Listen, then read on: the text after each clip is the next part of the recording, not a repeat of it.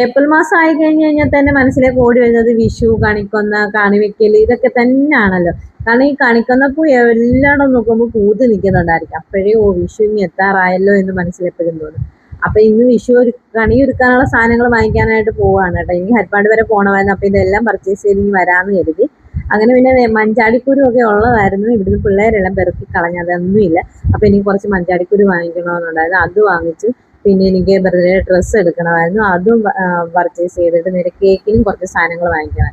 അപ്പൊ ഈ പോകുന്ന വഴിക്ക് ഇതെല്ലാം ഒരുമിച്ച് നടക്കുമല്ലോ എന്ന് കരുതി അങ്ങനെ അതെല്ലാം വാങ്ങിച്ച് പർച്ചേസ് ചെയ്ത് വീട്ടിലെത്തി കേട്ടോ. അപ്പൊ പിന്നെ കൃഷ്ണനെ എല്ലാം ഒന്ന് തൂത്ത് തുടച്ച് വൃത്തിയാക്കി. കൃഷ്ണൻ ഓർക്കും ഇപ്പോഴെങ്കിലും നിനക്ക് എന്നെ ഒന്ന് തൂത്ത് തുടയ്ക്കാൻ തോന്നിയല്ലോ എന്ന് തോന്നിക്കാണും. കാരണം ഞാൻ അങ്ങനെ വിളക്ക് കത്തിക്കാണ്ടെങ്കിൽ അധികം അനക്കാറില്ല കേട്ടോ. അങ്ങനെ തന്നെ വെക്കാറാണ് പതിവ്. പിന്നെ വിളക്ക് തേച്ചിട്ടില്ലായിരുന്നു. പിന്നെ വിളക്കും ബാക്കിയുള്ള സാധനങ്ങളെല്ലാം ഒന്ന് തേച്ച് വൃത്തിയാക്കി വെച്ച്. എൻ്റെ ഉരുളി ഇങ്ങനെ നോക്കണ്ട കേട്ടോ, അത് കറുത്തായിരിക്കും. കാരണം ഞാൻ വെള്ളം ഒഴിച്ച് വെച്ചിട്ട് താമരപ്പൂ ഇട്ട് വെക്കുന്നത്. അപ്പൊ അത് കാരണം എൻ്റെ അകം ഇങ്ങനെ കറുത്തു പോയി. പിന്നെ തൊട്ടടുത്തുള്ള മഹാലക്ഷ്മി ബേക്കറിയിൽ ഇതിന് കിറ്റ് ഉണ്ടെന്ന് പറഞ്ഞു കേട്ടോ. ഞാൻ അവിടെ ചെന്ന് അത് പിന്നെ എല്ലാം ഒരേന്ന് എടുക്കാൻ പോയപ്പോഴാണ് പറഞ്ഞു ഇവിടെ കിറ്റ് എല്ലാം റെഡിയാക്കി വെച്ചേക്കുവാ, റെഡിയാന്ന് പറഞ്ഞ് അവള് തന്നത്. അപ്പൊ അതിനകത്ത് കണിക്കൊന്ന പൂ വരെ ഉണ്ടായിരുന്നു കേട്ടോ. അപ്പൊ അതുകൊണ്ട് പിന്നെ കണിക്കൊന്ന പൂവിന് അലയേണ്ടി വന്നില്ല. എന്നാലും ഞങ്ങൾക്ക് ഞങ്ങളുടെ തൊട്ടപ്പുറത്ത് ആന്റി തരും കേട്ടോ. എല്ലാ പ്രാവശ്യവും ആന്റിയുടെ വീട്ടിൽ കണിക്കൊന്നയുണ്ട്. അപ്പൊ അതിൽ നിന്ന് പറിച്ചിട്ടാണ് ഞങ്ങൾക്ക് തരുന്നത്. അപ്പൊ ഈ കൊല്ലവും എനിക്ക് തന്നിട്ടുണ്ടായിരുന്നു.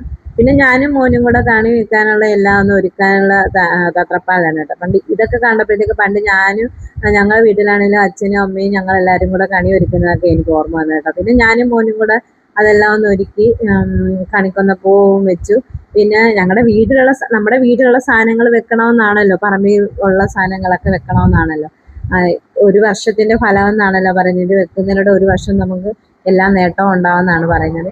എനിക്ക് എൻ്റെ പറമ്പിൽ നിന്ന് ചക്ക മാത്രമേ ഉള്ളായിരുന്നു കേട്ടോ. പിന്നെ തേങ്ങയും അരിയും അങ്ങനെയുള്ള സാധനങ്ങൾ, ബാക്കിയെല്ലാം ഞാൻ വാങ്ങിച്ചു വെച്ച സാധനങ്ങളാണ് കേട്ടോ.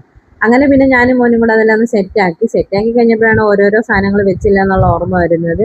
അപ്പോഴത്തേക്ക് ഞാനാണെങ്കിൽ അവിടെ നിന്ന് തുളസി നിൽപ്പുണ്ടായിരുന്നു. അതെല്ലാം ഒന്ന് പിച്ചിക്കൊണ്ട് വന്ന് കൃഷ്ണന് ഒരു തുളസിമാല കെട്ടി കേട്ടോ. പണ്ട് ഞാനിങ്ങനെ കൃഷ്ണനെ എല്ലാം ഇങ്ങനെ കെട്ടിക്കൊണ്ട് കൊടുക്കുമായിരുന്നു കേട്ടോ. ഈ സപ്താഹമൊക്കെ വരുമ്പോഴത്തേക്ക് അവിടെ ഇത് കെട്ടിക്കൊണ്ട് കൊടുക്കുക. അപ്പൊ അതൊക്കെ ഇങ്ങനെ ഓർത്തുപോയി അന്നേരം. പിന്നെ ഓർക്കുന്നത് അയ്യോ മഞ്ചാടിക്കുരു വെച്ചില്ല, വാങ്ങിച്ചുകൊണ്ട് വന്ന സാധനമാണ് അത്. പിന്നെ അതെല്ലാം ഒന്ന് എടുത്ത് വെച്ചു. അങ്ങനെ കണിയെല്ലാം റെഡിയാക്കി കേട്ടോ. അത് കഴിഞ്ഞപ്പോഴത്തേക്ക് പിന്നെ എനിക്ക് നാളത്തേക്ക് ഒരു കേക്കും ഉണ്ടായിരുന്നു.